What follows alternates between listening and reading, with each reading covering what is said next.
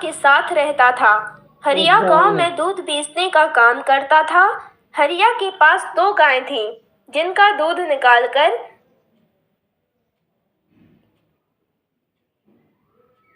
एक गांव में हरिया अपनी माँ के साथ रहता था।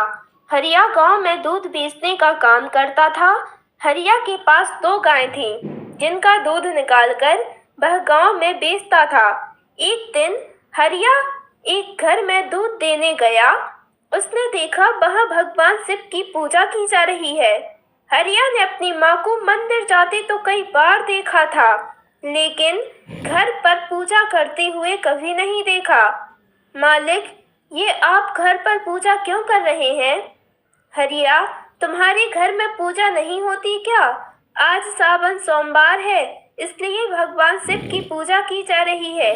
इसके बाद हम सब मंदिर जाएंगे और पूरा दिन उपवास रखेंगे। माफ करना मालिक, लेकिन मैंने कभी पूजा होते हुए नहीं देखी। हरिया, तुम्हें भी भगवान भोलेनाथ की पूजा करनी चाहिए। उन्हें जल और दूध चढ़ाना चाहिए। उससे भगवान भोलेनाथ प्रसन्न होते हैं और उनकी कृपा हमेशा हम पर बनी रहती है। मालिक, मैं आज ही अपनी माँ से इस बारे में बात करता हूँ। हरिया वहाँ से सीधा अपने घर आ जाता है। माँ, तुम घर में पूजा क्यों नहीं करती? बेटा, मैं मंदिर में पूजा करने जाती हूँ। घर में पूजा इसलिए नहीं करती क्योंकि एक बार घर में पूजा करते समय एक सांप निकल आया था और उसने तुम्हारे पिता को काट लिया था, जिसके कारण उनकी मृत्यु हो गई थी।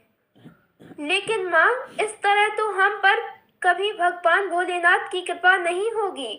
इसका कुछ तो उपाय करना पड़ेगा। बेटा, मैं तेरी जान खतरे में नहीं डाल सकती। अगले दिन हरिया गांव के बाहर एक साधु बाबा के पास जाकर उन्हें सारी बात बता देता है।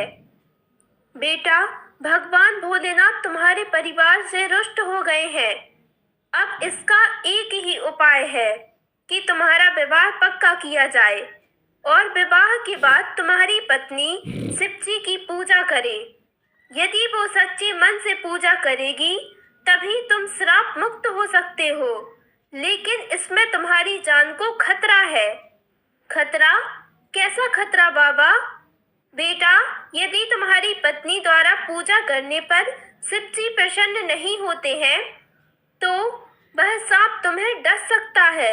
लेकिन तुम ये बात विवाह से पहले लड़की को बता देना। अगर वो विवाह के लिए तैयार हो, तभी आगे बढ़ना।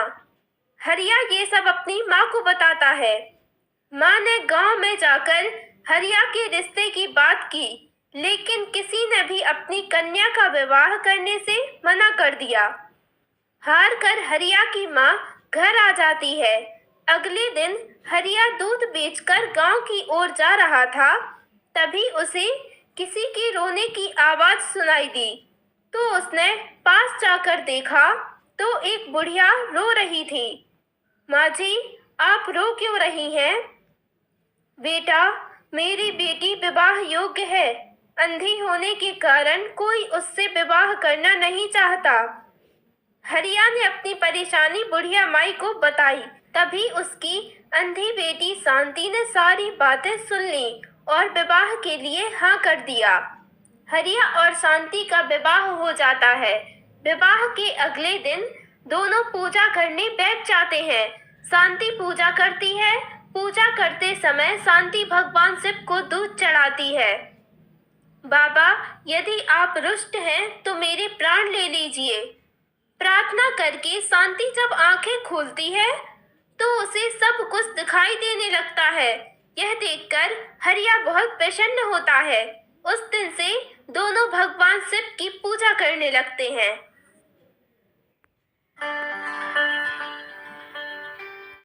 हाँ भाई यार, दोबारों कावड़ ले है। देखो चढ़ान लाग रहा है प्रहलाद मिस्त्री जी। जय गुरुदेव। ओम नमः शिवाय। ओम शिव भगवान की रक्षा करो। ओम रुद्र अवतारे रक्षा करो। घर में बात सुख शांति दो। ओम नमस्तु। ओम रुद्र नमस्तु। ओम गौरी पुत्र गणेशाय नमः। जय गुरुदेव। शिव भगवान की जय। ओम। अब आओ, जड़ के खड़े हो जाओ थोड़ा सा। जय गुरुदेव। ओम। जय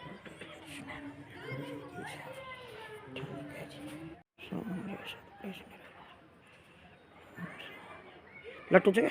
जय गुरुदेव। ओम गुरु पुत्र नमः नमस्तु। ओम रुद्र अवतारे नमः। जय गुरुदेव दर्शन शिव भगवान की जय। ठीक है जी, बहुत बढ़िया है जी। जय गुरुदेव। ओम। जय गुरुदेव। नमस्ते नमस्ते। जय गुरुदेव।